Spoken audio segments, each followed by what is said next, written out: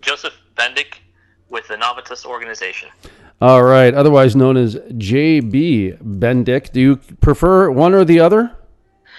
I go by JB Bendik. If you call me Joey, it's quite all right, but I would think that's probably my mom or my dad being mad at me, so I'd stay with JB. Okay, I was going to say sometimes the parents whip out the middle name, and then you're in trouble, but we'll just go with JB to make sure it's nice and friendly-like, because we like to have conversations here at the Crude Life. But before we get into the actual interview, I wanted to see if you wanted to play along with our headlines segment, because you always offer such good insight. And the way that we do headlines here is we like to read the news like every other American out there and every other person who gathers the news through the social media, where they read the headline and then they read possibly the first two paragraphs, make their assessments and move on. And that's actually how they get the news. And unfortunately, that's how most people read the news. So we like to do a little segment like that. Do you want to play along? Sure. All right. It's just like watching news in the morning on TV. You know what I'm saying? So, all right. New Mexico oil executive.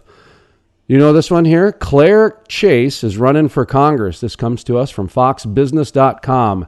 Claire Chase is running for Congress to turn New Mexico's 2nd District red again. The political newcomer and former New Mexico Oil and Gas Association chairman and mother of two told Fox Business's Maria, Bartiroma? I don't know how to pronounce her last name. I apologize. That two major themes of her campaign are the Second Amendment and the border. All right, JB, have you seen this story? Do you know much about Claire Chase? You know what? No, this is the first that I've heard of it, so I have to definitely do some more homework on it. So I have seen it. She's a very attractive. So she's that of course, plays into politics as well. And if she's going to be running for New Mexico's oil and gas, that is going to be a very key topic going into this year's election. They're already having headlines in New Mexico that the governor's kind of wishy-washy on it. So, I mean, the oil and gas industry is all over who's supporting us and who's not supporting us. So I think this is kind of a sign of things that you're going to see. I saw Colorado has a oil and gas executive as well, running for, I think, a local election, that sort of thing. Are you seeing anything in your neck of the woods of this oil and gas executives coming into politics or vice versa? Yes, specifically for those two counties, Lee and Eddy, which is a part of the Permian, the activity there, just because of the attitude from the legislature within New Mexico on the state level, looking to possibly go in and do a cold turkey frac ban. And many of those individuals, I believe, don't really even understand what exactly fracking is. And if they can't even understand if it's a C or a K after frac, I think we got to start with that before we get into even definitions of what fracking is and if it's good or bad. But the state of New Mexico, I don't think, the legislature really understands the economical impacts that it brings from a taxation standpoint on the production and how that is. I believe, don't hold me to this, I don't have the numbers in front of me, but I think more than a third of their budget is derived from tax on production within Lee and Eddy counties alone. So I think it's something that has to be addressed, and if we don't push back against it, then they're going to control the narrative, and we understand exactly what can happen on that case if you look from what's going on globally right now within ESG and the the climate deniers and climate action now, climate emergency groups that are out there. By the way, folks, JB Bendik is our guest, and this is all organic right here. The reason he doesn't have the numbers in front of him is because this is all from the hip. Provolone, our producer here, has put together these headlines. I have not even seen these headlines yet, so both of us are going fresh off of this, but we're just kind of absorbing them. The next one comes from Natural Gas Intel. Wyoming governor to fight for protecting natural gas, oil, and coal development. Kind of another political one here. Recognizing carbon sequestration needs to be part of the mix, Wyoming Governor Mark Gordon on Monday pledged to continue advocating for the natural gas, oil, and coal industries while pushing back against anti-fuel advocates he called myopic. What I'm seeing here is another bordering state to Colorado where the governor or a politician is coming out early, coming out during a lot of the different NAPEs and a lot of the Colorado DUG, Doug is coming up. All kinds of different things are. The conferences are coming up. So I'm seeing kind of the battle lines. People are picking sides early. JB, what are you hearing from the tea leaves you're reading in that headline and first couple paragraphs? Thank God for the Cowboys in Wyoming.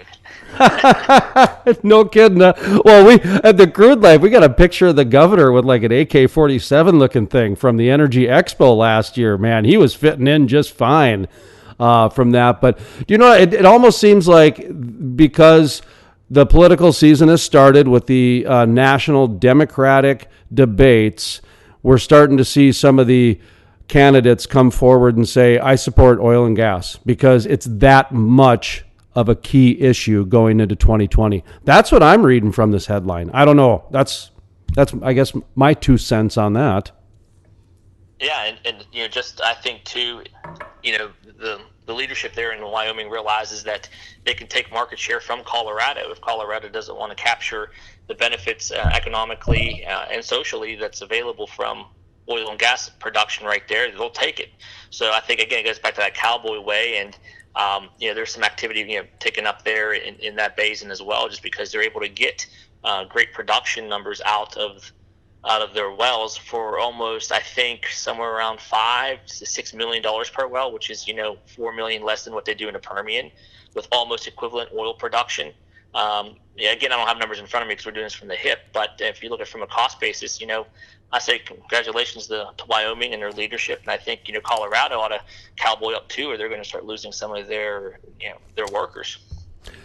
Part of being the podcast, we got to be young and hip from the hip, and we need to come up with some different ways to keep the audience engaged. So our third and final headline generally is not oil and gas related. JB Provolone, our producer, our entitled intern, he likes to pick just random things from science to pop culture to anything else. You could pass on this next one if you'd like, or you can join in. I don't know. I mean, you seem like you're kind of hip from the hip, I guess. But this comes from the Bro Bible. Oh, Provolone, what is this? Comes from the Pro Bible. It says Baker Mayfield's alleged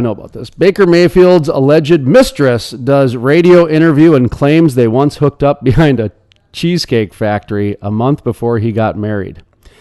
Baker Mayfield may have a bit of an off-season distraction on his hands. Over the weekend, a woman by the name of Casey Dingus was angry.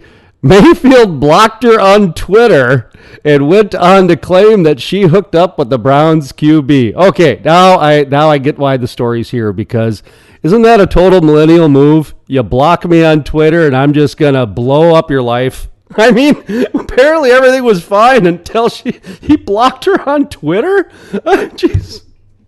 Oh. Man, I wouldn't be worried about that. I'd be questioning why in the world you go to a Cheesecake Factory. Don't you got more game than that? It's a Cheesecake Factory. I mean, unless you're like maybe he's reading Dave Ramsey or something instead of going all out a good steakhouse or something. That's my takeaway from that one.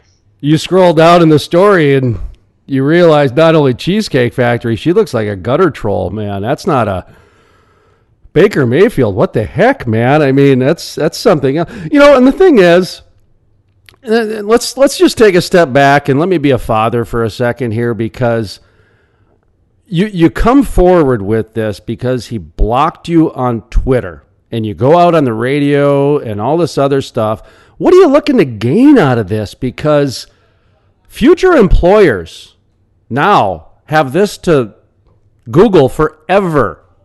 How old are you? You're in your early 20s? And you meet Baker Mayfield behind the Texas Cheesecake Factory. By the way, if you go and read the story more, JB, it talks about how he, wouldn't check for phone. They check for phones and all this other stuff. And so she willingly went behind the Cheesecake Factory without her phone, and she didn't know if it was Baker Mayfield, so she hid a phone. I mean, she's like Ted Bundy's dream. Like, come in the back of my car behind the Cheesecake Factory, but don't bring any ID or anything like that with some dude that you don't even know if it's him or not. Oh, wow, this is good stuff. So anyway, that's I don't know if you had any more comments on that, but that's what I took away from that story, just real quick. Well, I would say, hey, Baker, if you're listening, man, come on out. The oil field would love to have you turn some wrenches. All right, with that, we're going to take a quick pause. When we come back, we're going to more with JB Bendik from Navitas as we talk about NAPE, his thoughts about a few of the comments that he and I both have been receiving via social media, internet, and phone as well over talking with people, what some of the vibe is from NAPE right here on the Crude Life podcast. Welcome back to the Crude Life podcast. We've got JB Bendik with Navitas with us to talk a little. By the way, what does your organization do? Give yourself a plug before we get into some of the NAPE talk. Yeah, we handle strategy for innovative companies within oil and gas. Excellent. And let's get to kind of some of the meat of the topic here, some of the progressive talk with the Crude Life and yourself and what people are talking about in the industries. Mixed messages coming out of NAPE last week. One of the things that we talked about was reconnecting with Generation Z. I think they've got basically anybody under the age of 40 to reconnect with, to be honest. And that is something that here in the Crude Life we talked about it last summer at several speaking presentations I did, as well as panel discussions. So I was happy to see it come out of NAPE. There were some things I was a little bit critical on as well, but let's start with the reconnecting with the youth. What are your thoughts on industry getting on the same page now that we do need to reinvent energy and figure out how to reconnect? Yeah, the biggest thing and concern for me is the fact that we stay in this bubble, and we have to learn to get outside the bubble. We have to learn to go and actually engage, and I call it conversation, not conversation. Anyone can just have a conversation back and forth, and then those usually turn into debates, and people get fired up in emotions, and nothing gets accomplished out of it. And I believe that if we are able to step out of our comfort zone and be able to, again, conversation, and be able to point out that everything that's around us within oil and gas and everything that is consumed and used by the younger generation comes from, in one shape or form or another, from a petroleum product or byproduct. And I just think we are to blame as an industry because we stay in our bubble and we just don't engage, and we think they're stupid or they're this or that, and that doesn't accomplish anything. So I think that's the number one way that we can engage with them is to have a conversation, as I say, with them. How about when it comes to talking about some different facts? Presentation obviously was brought up in ways of, like I say, reinventing energy, reconnecting, conversation, like you said. I've even gone as far as to say I think we should get rid of the word fracking and just change it with flushing, horizontal flushing. Flushing is something relatable. It's something people do every day. Even the kids will probably laugh because it's poopy, it's where the poop goes, so it's chuckly, but that almost seems like too dramatic and too drastic of a change. But at the same time, when I hear the word frack, you fracture a relationship, you fracture a dam, you fracture a bone. There's really not anything but a negative connotation with the word. And so that's the type of conversations I'm wondering if anyone is even having in the industry, because I've never heard that before of, just making some slight changes like that. What are your thoughts on something as crazy as changing fracking to flushing? It's a great idea, but even within the industry, we alone have debates on if you spell frac with a C or a K, and we can't get past that. I think we're totally screwed on trying to switch up the whole name on it. See, my way takes care of that whole debate. It eliminates it all right there. It just, you don't even have to worry if it's a C or a K, because it's flush. Anyway, go on. Sorry. Oh no, you're quite right. What I was going to say on top of that, see, that's going back to the other question you had about conversation, is the fact that we're taking the debate on stuff like that. Is it a K or is it a C, instead of actually having a conversation with individuals out there to help explain exactly what it is, because they've been, half the time they have not a clue. They just know it's bad, it's evil, you pollute our water, et cetera, that we hear all the time in industry. but we're getting misguided. We're in our bubble, sitting there. It's a K, no, it's a C. Get out of the bubble. We have to push back and learn and have this, these conversations.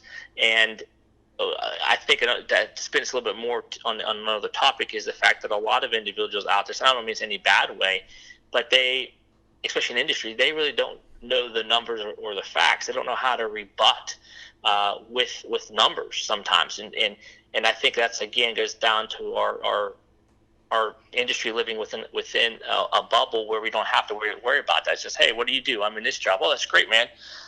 And then they bump into someone who protests them, and that person pushes back, and they just sit there and say, oh, hey, you know what, you're an idiot, you have no idea where it comes from. And they ask you, okay, well, where does this come from? And they don't know the byproducts that it comes from or what it takes to make it.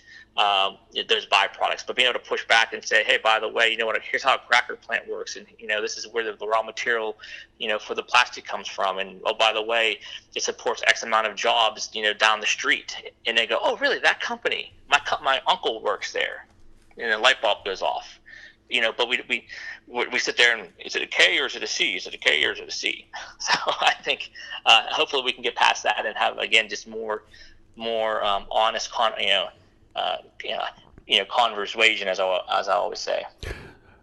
So the other thing I heard, and I talked to some marketing people in the industry, and it was a very touchy subject because there was a lot of headlines, there was a lot of quick, great momentum behind it, but as you kind of, as things settle a little bit, you start hearing some rumblings and some, private conversations, this and that, and it had to do with the Shale New Deal.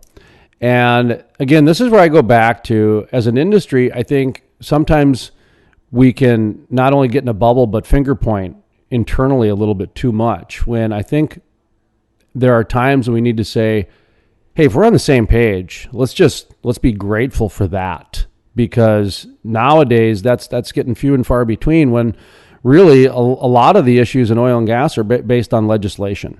And so the industry, and that's by design, by the opposition to divide and conquer type of a thing. So when the Shale New Deal, some of the things that I was kind of hearing was, it was a good name, but at the same time, it did validate the Green New Deal. And that brought up the bigger question, which is we need to take control of the conversation back. We need to grab a hold of the conversation when we, as an industry, impact 96% of people's daily lives through products and transportation and services. We can take the conversation back again. What did you hear? Kind of good and bad and indifferent a little bit, because again, we're just having this conversation a little bit. Did you hear anything good and bad about the Shale New Deal? It's a mixed bag. I heard more of it from when it hit the wires, especially on the investment side, because Parsley is a publicly traded company, mm-hmm. And so it hit the wires that way, and I jumped a lot more not debate, but investment analysts and companies and stuff like that to weigh in on it. And I don't know, I can't be in the minds of the leadership at Parsley, but I'm wondering if they're doing that because they want to show the younger generation, the millennials out there, that they've heard them and that they're responding, or if they're doing it because they want to appease the investment community and have clean access to capital markets, et cetera. It's hard to really know exactly from their mindset on it. Can I jump in? Because I do agree with you, and that's where I was confused, because listen, the Green New Deal is just a spinoff of FDR's New Deal, correct? Yeah. So from a branding, from a marketing standpoint, from headlines and catching headlines, it's something to talk about. Right. But as far as the Green New Deal, the idea is what we did with the roads and the infrastructure, that's what we're supposed to do with the energy infrastructure. That was kind of the idea behind the marketing and the naming behind the Green New Deal. That was my understanding. And so, but I don't think anybody really knows that. You know what I mean? It's just, it's because it's so far removed from the actual New Deal that people just think it is what it is. And that's why I wonder about the Shale New Deal, because it seemed like it was a reaction to the Green New Deal, which I think it was. And that was the concerning part, because it wasn't well explained how they're going to roll it out. You know what I mean? And that's why I wanted to interrupt, because I didn't really understand how they're going to roll this out, because is it going to, go on. I mean, sorry, I lost my train of thought there as I interrupted you with your train of thought. So no, you bring up a great point, especially with AOC, as they call her, in her quote unquote Green New Deal. And so yes, of course, the millennials, Gen Z, et cetera, probably would only think of the Green New Deal and not even historically go back to the New Deal with FDR, which is where the Green Deal originated from. I don't think they would go that deep into the history of it.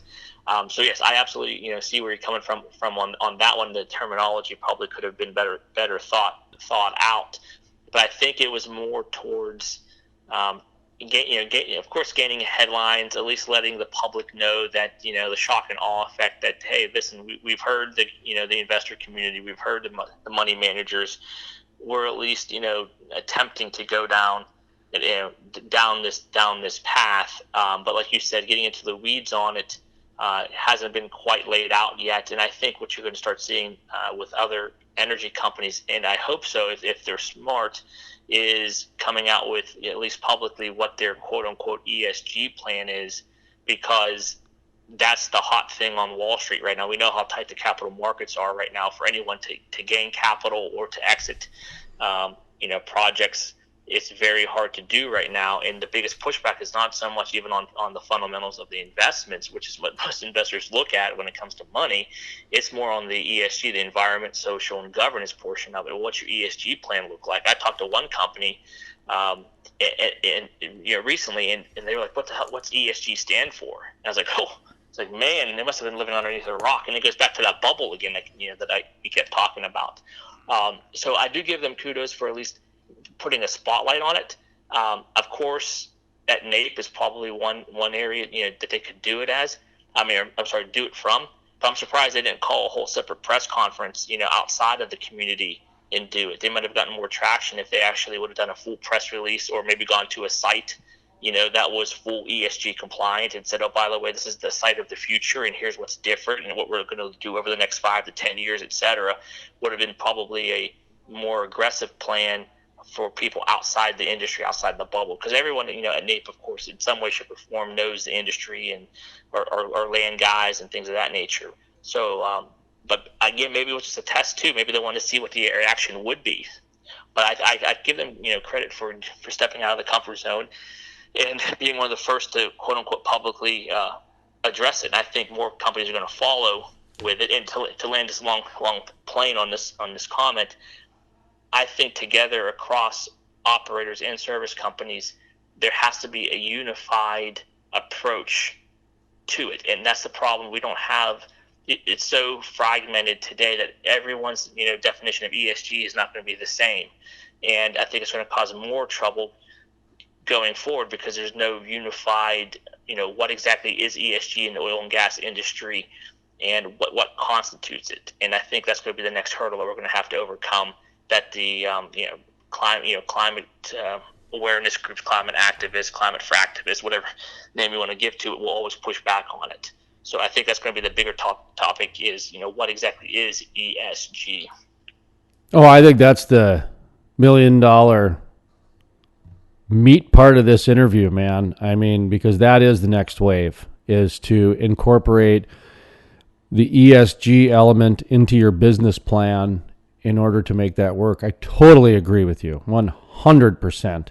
And if the Shale New Deal is going to reflect that, then I think it is going to be very well done. I think if it's just a way to get headlines and get attention, and then just kind of keep doing the same thing that we've been doing the last 10 years, I think it's a mistake, because all it did then at the end of the day was validate the Green New Deal.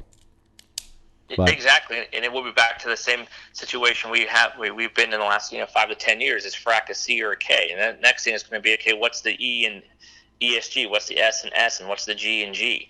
And we're going to be down that rabbit hole again, where we're all like, okay, well, that's not sustainable. Well, yes, it is. Or that's not good governance. Yes, it is. Frac is spelled with a C. No, it's spelled with a K. That type of back and forth again. So I hope that is this conversation, and I've tried driving some through social channels. I've tried to bring awareness to ESG before it even became popular. I've been pushing it for the last 2 years out of a good steward of resources, which would lead to a good steward of capital, which would lead to good stewards of investors and the trickle-down effect of it.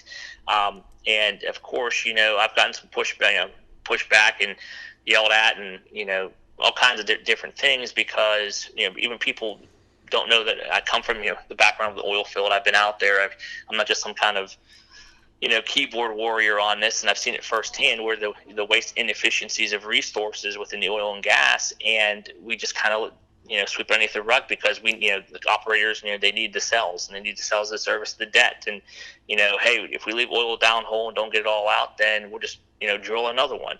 Or don't worry about the flaring. We don't have to worry about finding alternatives for that, maybe on-site power generation, or instead of recycling water, we'll just use the fresh water.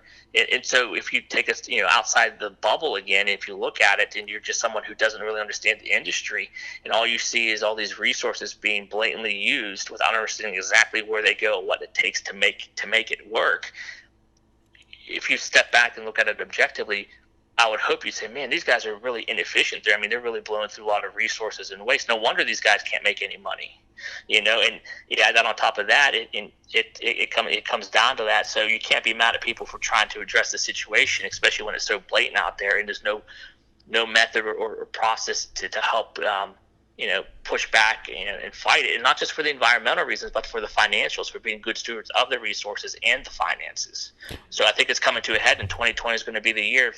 Those that get on board with this ESG are going to make it, and those that don't, I think, are probably end of this year are going to probably be acquired, or they're going to be in bankruptcy. Well, that's where I'm going with next. Is one of the things that I said last summer is there's a change happening. When you have back in 2012, I had a number of CEOs on our program, from John Gibson from One Oak, and Harold Ham, and and Tommy Noose, and these guys. I'm not name dropping. I'm just saying that because these are CEOs of publicly traded companies for the most part, so they can't get on and start using exaggerated language and that sort of stuff. They have to adhere to shareholders and attorneys, and they got to be careful with what they can say. With that being said, they all use the word paradigm shift. And with horizontal flushing, formerly known as fracking, and it's with, see how I just did that? I just changed it right there. I grabbed a hold of the conversation, JB. I took a hold of my own and said flushing. No, but Jason, yeah. What you should do? You should have a Jim Cramer moment and get you some of those sound things. Oh, I'd love it. I would absolutely love it. I'd be so. And Jim Cramer actually said something last night that I've been saying for the past year. I was saying this last summer on presentations and speaking, which is, if we keep doing what we're doing, 80% of the industry is going to be controlled by a dozen companies across the globe because of regulation, not because of the market, but because of regulation. And that's exactly what he said last night. He said the only thing that's going to save the oil and gas industry right now is consolidation across the globe.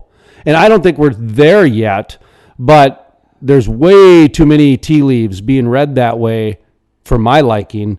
And from an industry who does like to sometimes shoot the messenger and you're either all with us or you're all against us, that is what I think is going to be the biggest obstacle in 2020 for most of the oil and gas industry, is really kind of taking a step back and saying, okay, maybe it's not either you're against us or you're with us, or, you know what I mean? We need to figure out a new strategy, because getting back to that paradigm shift, the paradigm shift has happened on the well. The paradigm shift has happened in the HR department. Just ask anybody who understands big data and the way exponential offices work. So that is happening there. From the PR standpoint, I do think a paradigm shift needs to happen too. Now, with that being said, you brought up resources earlier. We've given a ton of resources towards PR. We've had a lot of campaigns. We've done a lot of education. And quite honestly, the same people have been getting the same resources for the past 10 years. And right now, we're on the brink of the most important year in the industry's history. Now, I'm not here to point fingers. I'm not here to say anything. I'm here to say we're getting some people that are on the same page saying this is our most important year in history, and everything we've done up till now is not working very well. So what do you got for us, JB? You got any solutions? Anything from how to get the industry leaders that are entrusted with the resources a fresh new way to reinvent energy, to what a way is to recharge people out there to get out and be active, to, repurpose their own life, I guess. I just kind of... Yeah, and I appreciate you bringing it up and asking that question, because I think what we have, and it's going to be hard to say, but what we have failed at is using the social mediums that are out there to engage, and sometimes be provocative in a way, and I always say push back instead of debate, but push back against things. And if you really look at the attention span of the younger generation, and the younger generations, which is now all over media, every single from TikTok to YouTube to to LinkedIn, Twitter, Facebook, Instagram, blog posts, podcasts, you name it.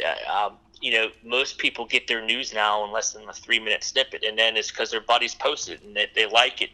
And a lot of the people today don't know how to critique or to think critically, unfortunately. And so if they keep hearing things over and over again, it therefore must be true.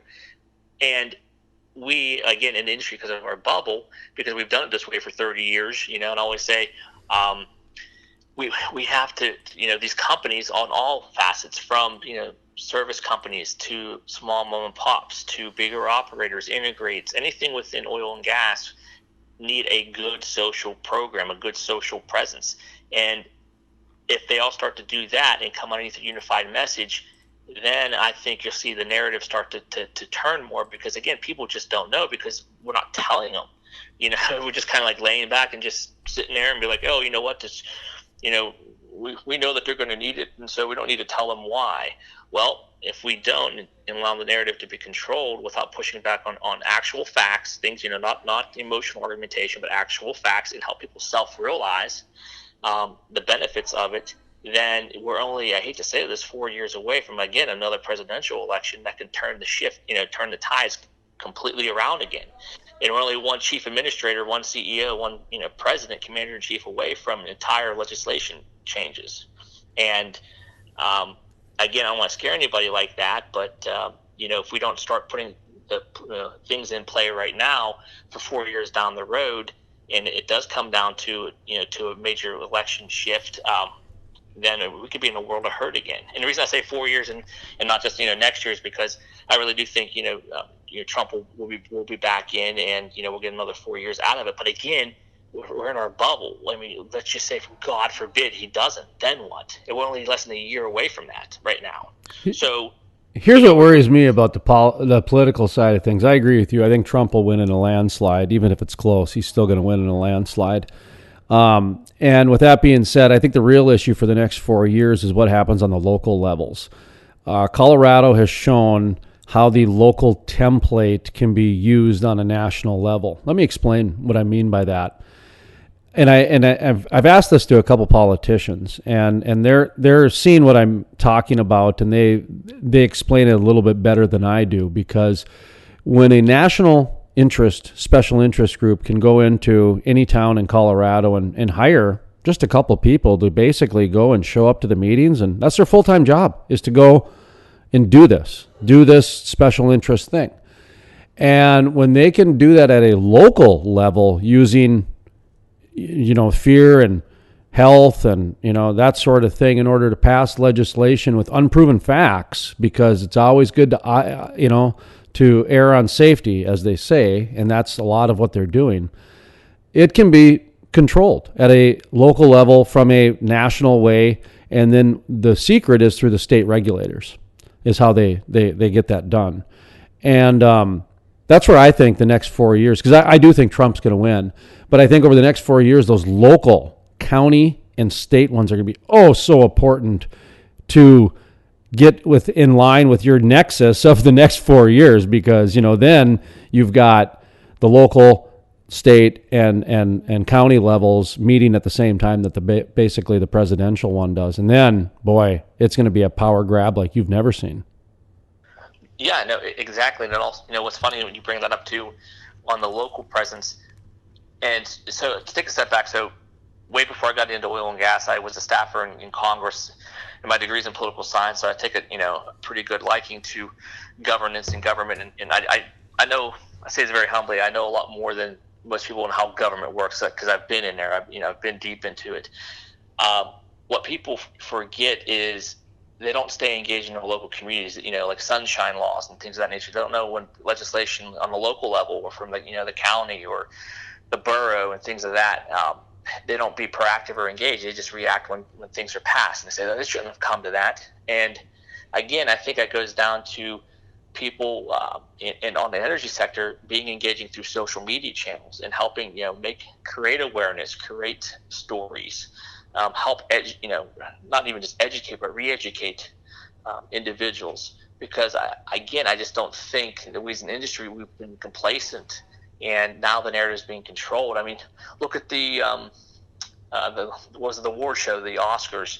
I was like, this is going to be interesting. I bet you it's going to be less than 30 seconds before they start calling us climate deniers and stuff. And then there it was, like a minute, 30 seconds into it, climate deniers. And I just sat there, I was like, now, it just irks me, but there's no response. I mean, it's complete. There was not one energy company that pushed back after that and said, oh, by the way, they're incorrect.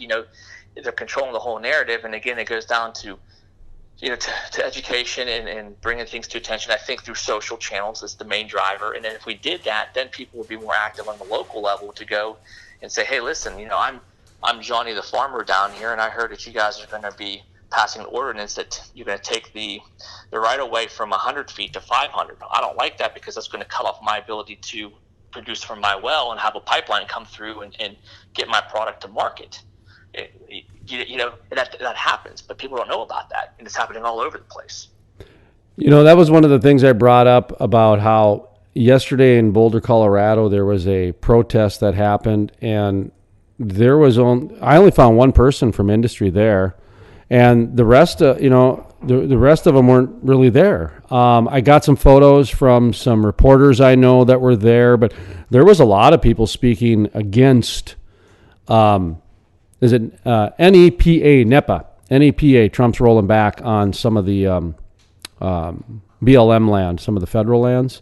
So a lot of people showed up for the protesting in Boulder on that. And that's where I agree with you.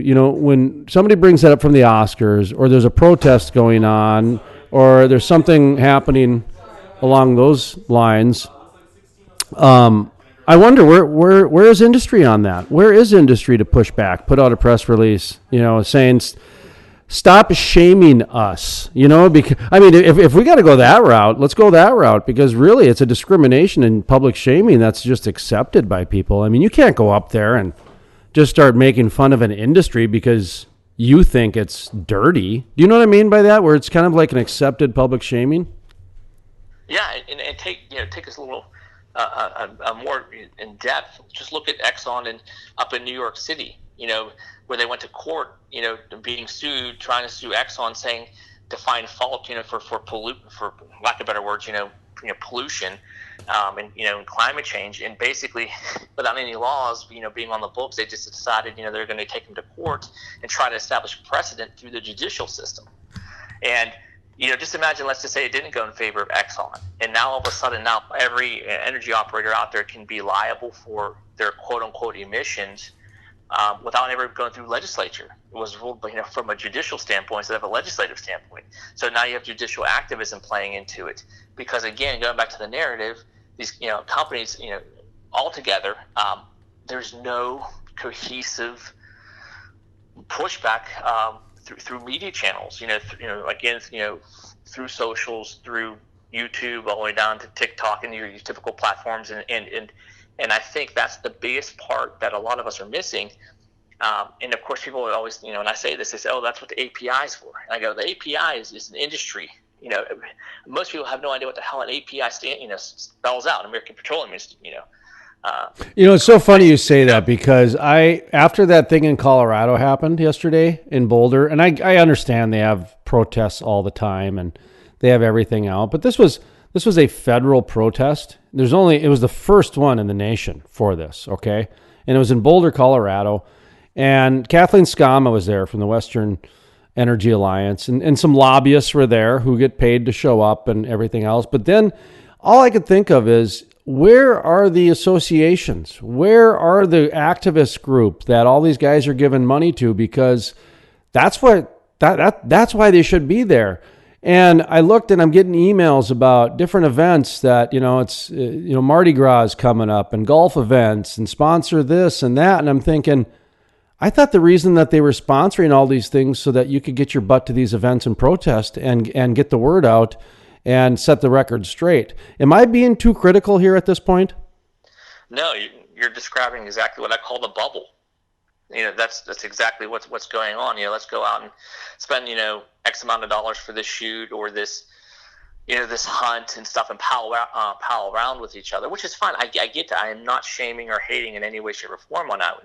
We've got to do that within our industry, but that's being with other like-minded individuals. We need to get out, and why not, if we went to a shoot or something of that nature, why not try to reach out to the local protest or activist, whatever name you want to give them, and just say, listen, I just want to hang out with you a little bit and we'll talk a little shop. I just want to get to know you as a person, you me as a person. Let's just have a conversation. But no, we can't do that. But that's how you start change. That's how you are able to do it. And I just wish more people, organizations would do that. And if they did, I think you'd start seeing the narrative change. I think you'd start seeing perception change, and then all of a sudden it won't be so aggressive. People would calm down on both sides, and I think you would actually get good quality long-term legislation that benefits everybody across the board, and won't be such so polarized and such misinformation. I don't know if I was in any sort of energy, and I am, and we did this last year. We did a very thorough gut check with ourselves to make sure that we were reaching out to people that are not in the energy fraternity, because I've heard that a lot when I go places. Oh, you guys are like a fraternity. You don't really, you're kind of obnoxious and you exclude people. I hear that a lot from different areas, especially being from on the east side of the state in North Dakota, where it's all ag, and they don't particularly like energy development on the east, much like in Boulder, they don't particularly like it, or in Austin, Texas. It's a lot like that. So I started bringing that message at some of the conferences last year, talking about ways to reach out to non-energy people. And I'm not kidding you. People were half the people were listening. The other half were back in the room, flirting with the bartender, and that sort of thing, not paying attention. And I thought, I don't care, that's fine. The energy people brought me in because they wanted my message to be told. Back then I was talking about the industry's perception. Basically everything they talked about at NAPE, I was talking about last summer. And all I could think of was that this is going to actually be real, people. We need to have an industry moment to say 2020 is going to change everything. This environmental movement in North Dakota, we've had the Davis refinery under litigation for almost 2.5 years. And it's like, you don't think they're going to take that blueprint and use it for every refinery going forward? The DAPL protest. I actually did interview a few of the protesters on our program. One of the reasons, like you say, we got to reach out to the other side to find out what they wanted and to find out what they really are getting after. And there were people that were very upset that I'd even give them the time of day. And, I get it. But at the same time, the only way we can get progress is to, not just completely do everything one-sided. We had to hear what they had to say. At the end of the day, they wanted money. But, so they kind of lost their cause. But I wouldn't have known that if I went to interview them. You know what I mean? And I was able to sniff it out pretty quick. I don't know. I look at it, and one of the reasons that we do our music crossover is because we want the music industry to promote us instead of protesting against us. And will it change overnight? No. But is it helping? We think so. And that's really what our message is trying to be, is that I don't think we can change this perception overnight.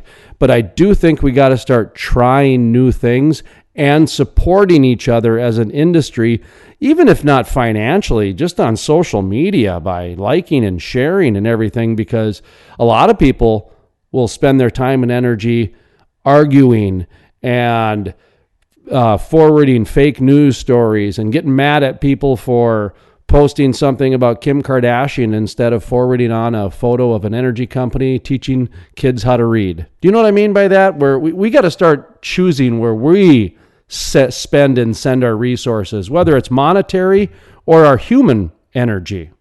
JB, your thoughts?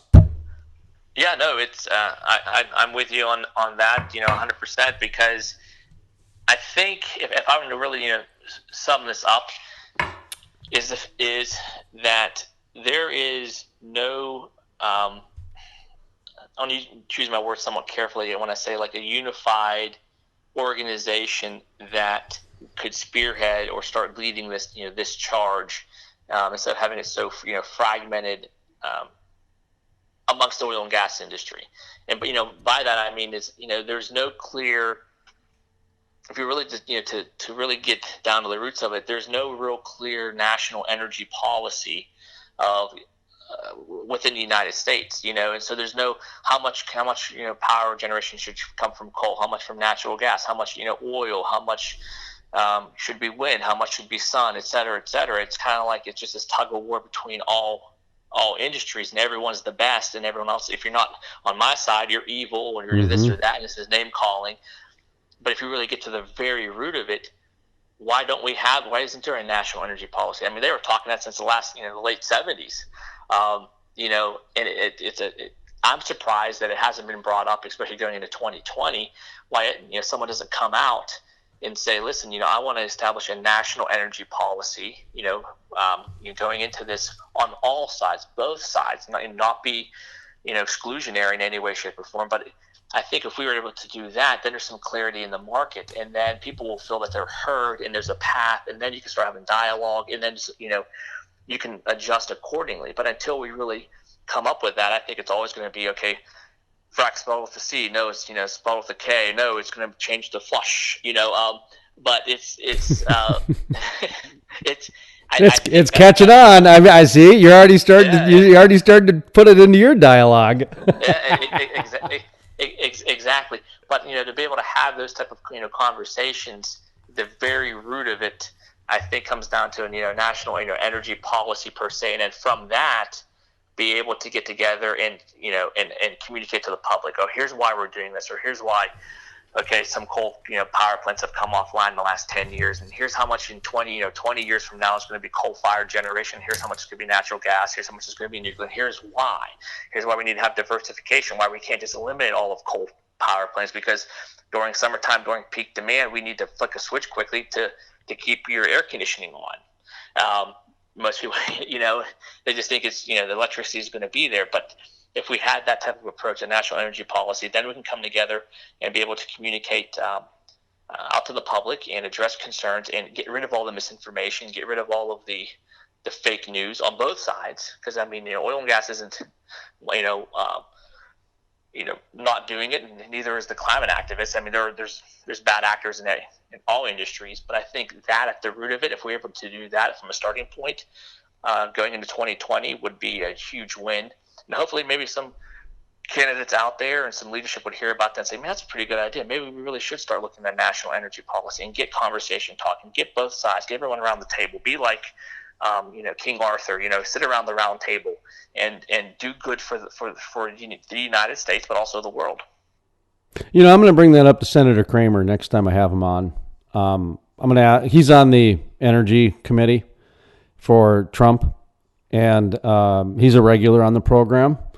He's very easy to talk to.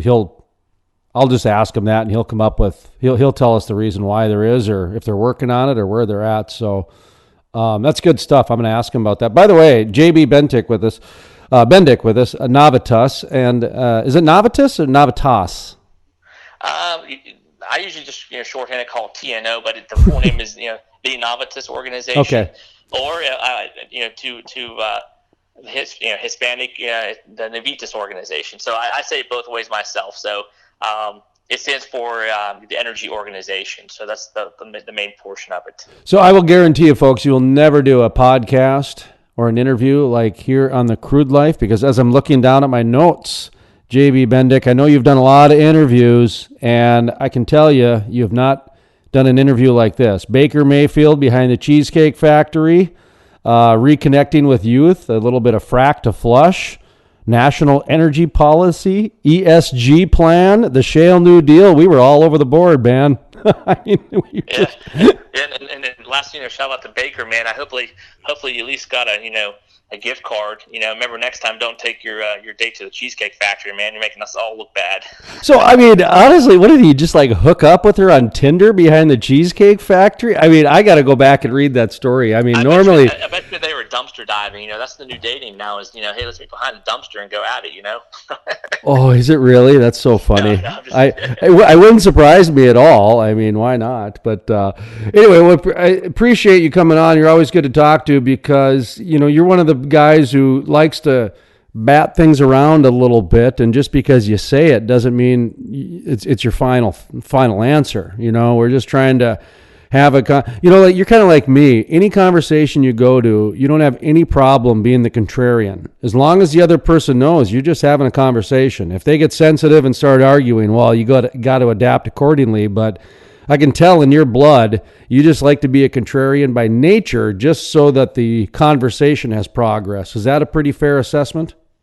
Hey, absolutely. Even during, this interview, normally I would say conversation, but I'm getting better at saying conversation. It's a little tongue twister on that, but I think if we everyone, even outside the energy industry, if we learn not to so much have a conversation, but have a conversation, I think, it could change lives